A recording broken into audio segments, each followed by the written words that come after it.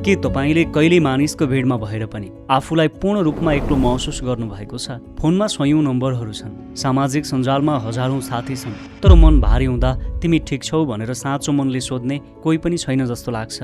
राति सबै सुतिसकेपछि मनमा अनेकौं विचारहरू खेलेर जीवन नै खाली भएको महसुस हुन्छ। यदि यस्तो हुन्छ भने तपाईँ एक्लै हुनुहुन्न। विश्व स्वास्थ्य संगठनका अनुसार आजको समयमा एक्लोपन विश्वभर बढ्दो मानसिक समस्यामध्ये एक बनेको छ। सम्बन्ध टुट्दा, विश्वासघात हुँदा, सफलता नपाउँदा वा जीवनमा कसैले साथ छोड्दा मन बिस्तारै एक्लै बन्दै जान्छ। तर सत्य यो हो, एक्लोपन अन्त्य नभएर यो आफूलाई असाधारण बनाउने एउटा अवसर हो। संसारका धेरै सफल मानिसले आफ्नो जीवनको सबभन्दा ठूलो परिवर्तन एक्लैपनको समयमा गरेका थिए। तपाईले माइक्रोसफ्टका फाउन्डर बिल गेट्सलाई चिन्नु भएको छ होला। उनले हरेक वर्ष केही दिन एक्लै बिताउँछन्, जसलाई उनले थिङ्क विक भन्छन्। यो समयमा उनले नयाँ सोच र भविष्य बदल्ने आइडियाहरू विश्वास गर्छन्। उनले भनेका थिए, यदि तपाईँ संसारभन्दा फरक सोच्न चाहनुहुन्छ भने कहिलेकाहीँ संसारबाट टाढा रहनुपर्छ। त्यसैले आजको यो भिडियोमा म तपाईलाई एक्लोपन महसुस हुँदा गर्नुपर्ने 7वटा शक्तिशाली कामहरू बताउने छु, जसले तपाईँको मनलाई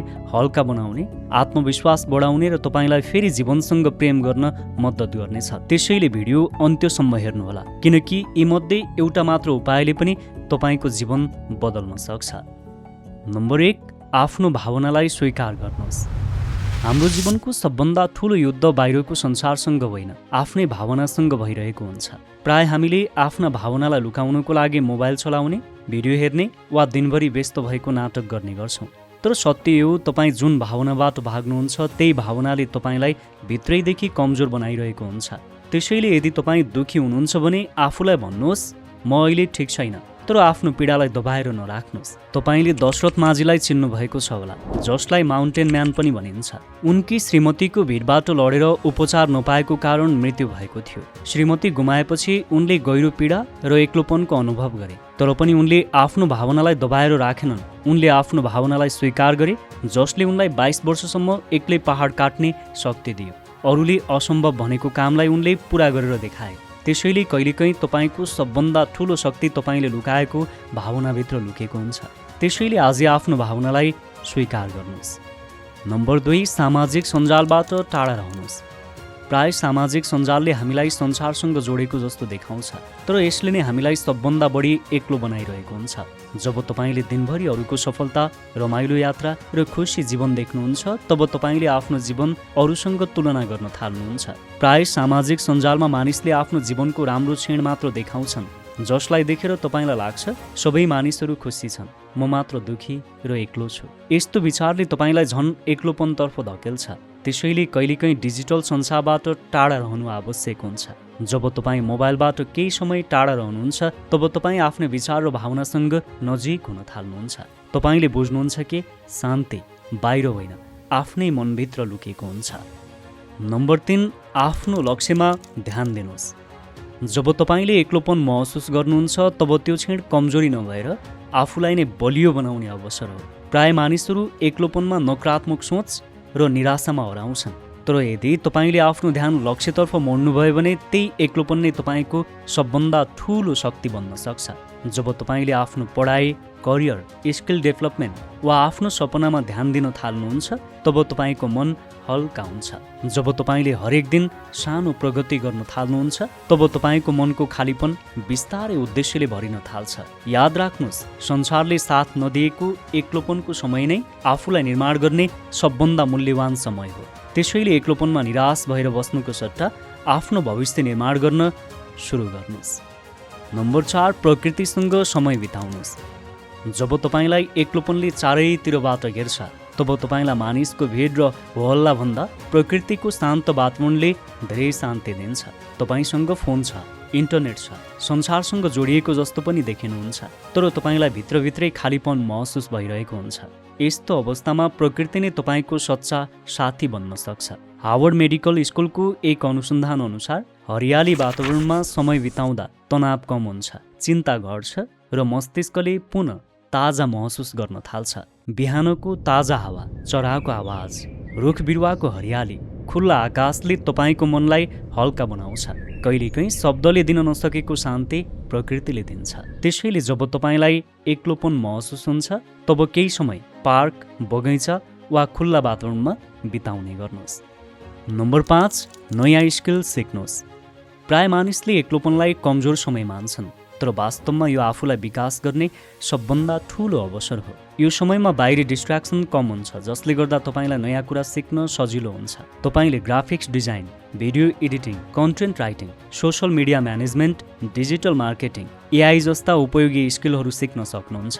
त्यस्तै तपाईँले public speaking, story telling, photography र गीत गाउने जस्ता क्रिएटिभ स्किलहरू पनि सिक्न सक्नुहुन्छ। जब तपाईँले नयाँ स्किल सिक्न थाल्नुहुन्छ तब तपाईँको ध्यान नकारात्मक सोचबाट हटेर प्रोडक्टिभ काममा जान्छ, जसले तपाईँको आत्मविश्वास बढाउँछ। त्यसैले एक्लोपन महसुस हुँदा नयाँ स्किल सिक्ने गर्नुहोस्। याद राख्नुहोस्, तपाईँले आज सिकेको स्किल भोलि तपाईँको भविष्य बदल्ने शक्ति बन्न सक्छ। नम्बर 6, आफूलाई माया गर्न सिक्नुहोस्। एक्लोपनबाट बाहिर निस्कने सबभन्दा शक्तिशाली उपाय भनेको आफूलाई माया गर्न सिक्नु हो। धेरै मानिसले एक्लोपनलाई कमजोरी ठान्छन्, तर वास्तवमा यो आफूसँग नजिक हुने समय हो।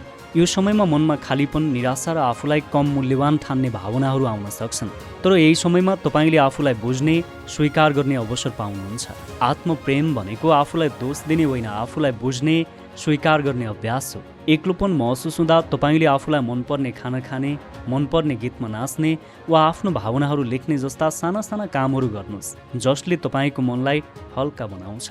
हार्वर्ड मेडिकल स्कुलले गरेको अनुसन्धान अनुसार आफूलाई माया गर्ने मानिसको मस्तिष्कमा सेरोटोनिन र डोपामिन जस्ता खुसीका हर्मोनहरू बढ्छन्, जसले मनलाई शान्त र सकारात्मक बनाउँछ।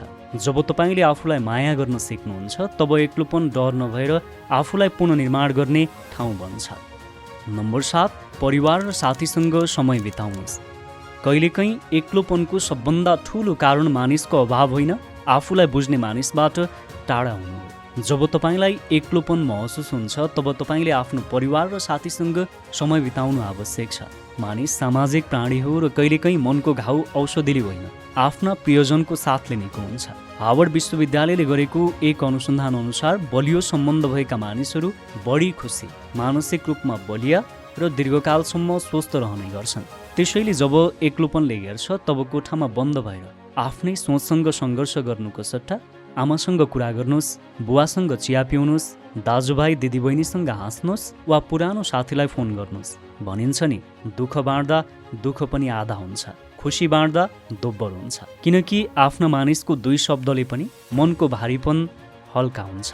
एक्लोपन तपाईँको यो पहिचान होइन, यो त केवल तपाईँको वर्तमान अवस्था हो। अहिले तपाईँलाई मन भारी लाग्न सक्छ, सबै कुरा रोकिएको महसुस हुन सक्छ, तर जीवन कहिल्यै एकै ठाउँमा रोकिँदैन। जसरी अँध्यारो रातपछि सुनौलो बिहान आउँछ, त्यसरी नै यो समय पनि परिवर्तन हुन्छ। धेरै पटक जीवनले हामीलाई सबभन्दा शान्त र एक्लो क्षणमा ल्याउँछ, ताकि हामी आफूलाई फेरि चिन्न सकौँ। त्यसैले यो एक्लोपनलाई सजाय होइन, आफूलाई सुधार्ने, आफूसँग कुरा गर्ने र भित्र लुकेको शक्तिलाई उठाउने अवसरको रूपमा लिनुहोस्। अहिले नै कुनै सानो कदम चाल्नुहोस्, जसले तपाईँको जीवनमा ठुलो परिवर्तन ल्याउँछ।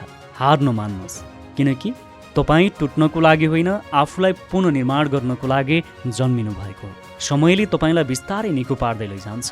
अनुभवले बलियो बनाउनेछ र आशाले फेरि तपाईँको आँखामा उज्यालो फर्काउनेछ। हुन्छ त, तपाईँलाई सफलताको बाटोमा अनन्य शुभकामना छ। तपाईँ र मेरो भेट यस्तै अर्को तपाईँको जीवन बदल्ने नयाँ भिडियोको साथमा हुनेछ। नमस्कार। एकैछिन सुन्नुहोस् त, यस्तै ज्ञानको नजिक रहन अडियो बुकहरू सुन्नको लागि अडियो घर एप्लिकेसनलाई डाउनलोड गर्नुहोला।